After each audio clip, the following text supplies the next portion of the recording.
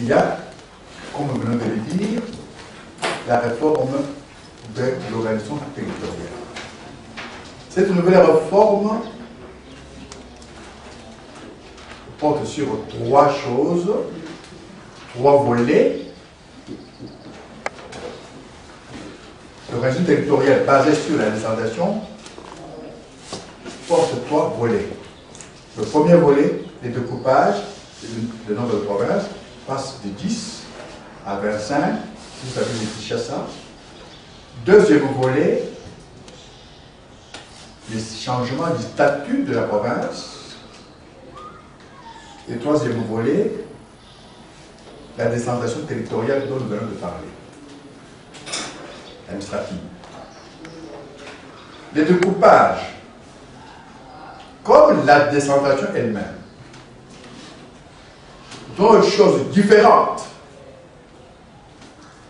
puisqu'il peut y avoir décentralisation sans qu'il y ait découpage. Et tout ce qui est découpé est impliqué dans la décentralisation.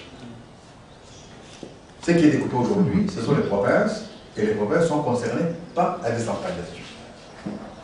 Quand je dis découpage et décentralisation, c'est parce qu'il y a une justification commune des dimensions de provinces et leur nombre justifie qu'elles soient décentralisées et justifie qu'elles soient découpées.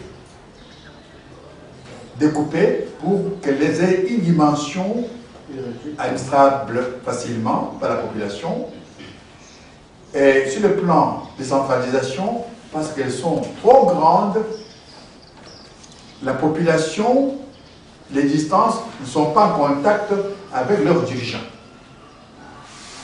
On dirige de loin, on administre de près. Ils ne sont plus administrés de près, ils sont toujours administrés de loin. Et la décentralisation est tordue. Pour qu'il y ait approché la population de ceux qui les gouvernent.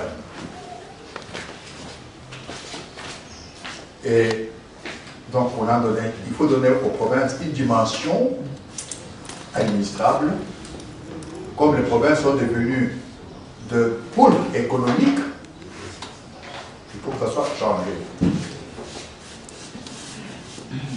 La province change de statut. Son statut qui était entité territoriale décentralisée par rapport à la législation ancienne et administrative décentralisée. Donc soumise à une décentralisation classique administrative qu'aujourd'hui, comme celle des ETD. Mais avec la nouvelle constitution, la province change de statut. Elle est, j'en ai parlé, une entité politique et administrative, composante politique et administrative. Et cette importance, l'État, la Constitution lui donne l'importance dès le début de la Constitution. Article 2 de la Constitution pose déjà le problème de la province.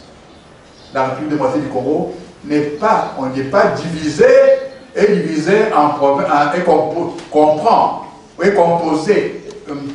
Il est composé, il n'est pas divisé. Déjà, les mots province n'est pas, à proprement parler, une division, c'est une division territoriale. Mais on dit qu'elle est composée de provinces. Et ces provinces sont dotées de la personnalité juridique. Et ces provinces ont des compétences définies par la Constitution. Déjà, l'article 2 change le statut de la province. Article 2, la Constitution.